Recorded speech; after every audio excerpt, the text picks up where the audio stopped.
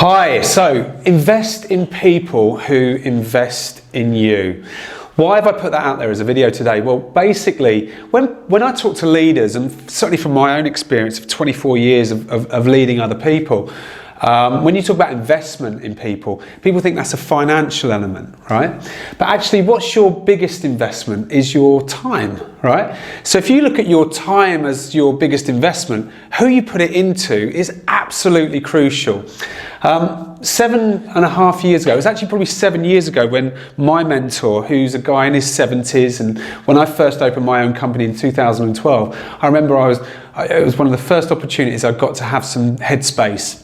And I went and played golf with this guy, and this was in the area that I kind of grew up in, and we went out, and this guy's kind of achieved so many things over the years, grown big businesses, done really well, headed up one of the major, or had an idea for one of the major websites in this country, led loads of people, and for me, he was a guy that I always looked up to, and I dealt with him for 15 years prior to opening up my own company. So I kept in touch along that journey, became a really great mentor. And I remember when I opened the business, and I was kind of feeling pretty stressed about 5-6 months in. In fact, I'd say pretty stressed. Now, when I look back, I was probably really stressed. I just didn't realise it at the time. You know, you're laying awake at night, thinking, shit, what's going through my mind? I've got all these different things. I feel really overwhelmed, like literally my bucket's here and it was overflowing. But actually, he just asked me a question. What great mentors do is they ask you great questions, right? And he said to me, what are your biggest challenges at the moment? And in fact, I think he said, what's your biggest challenge at the moment? And I said it was actually a guy that was working for me at the time, a guy that I still get along with now. But he said, well, what's the problem? I said, I just don't think, after all the training and all of the work that we've done, he's really grasping what I'm trying to achieve with the organisation, you know, where we're trying to go, what kind of service we're trying to deliver. I just don't think he's ready for this, and I don't think it's the right time. And he actually said to me, he said he probably needs to go. And I thought, wow, that's a bit harsh. You know, this guy's come with me on this journey. I've kind of got him to come and work with me. I've kind of sold him the dream, if you like. And I'm going to have to go and cut him short. And I thought, well, I'm not sure whether I can do that, right? But when he explained why he said it to me, it made total sense. He said, how much time have you put into him so far? And he said, include the time that you put in before you took your business forward. And I'm talking thousands of hours, right? Thousands of hours, because I believe in investing my time in people, right? And he said, if he doesn't get it after that amount of time, what makes you feel confident that he's going to get it if you were to go and spend another 1,000 hours with that person? And that made me think. And then he said to me, what if you put that 1,000 hours into somebody else who did get it? And at that point, I realised where he was coming across. And in fact, one of the biggest moments of my career, if you like, in being a business owner at the time, I was a self-employed manager in my business, right? I was there, I was making all the decisions, I was doing all the work.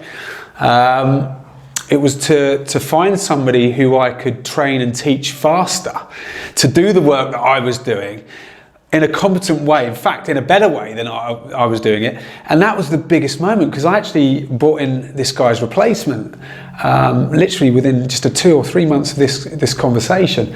And it was the moment where I started to leverage myself away from the business.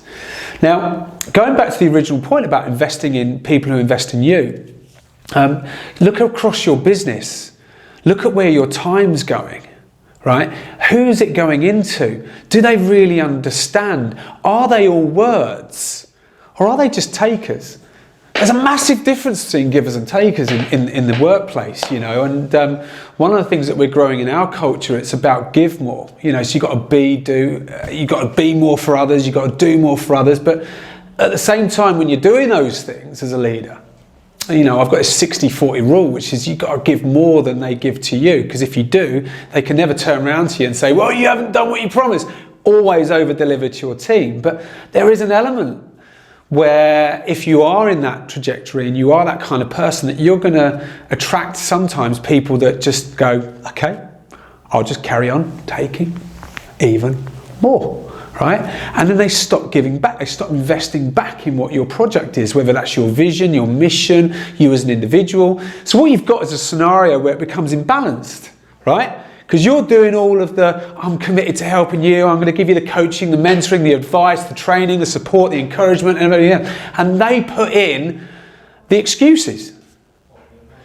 So I'm going to ask you a question. Look at your business now. Write down every single person that's in your team. And I want you to summarize this in a very simple way. Give versus take. If they're on the take, you've got to make a decision.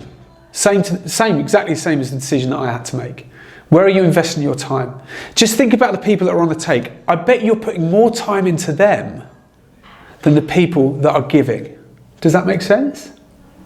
Think about this.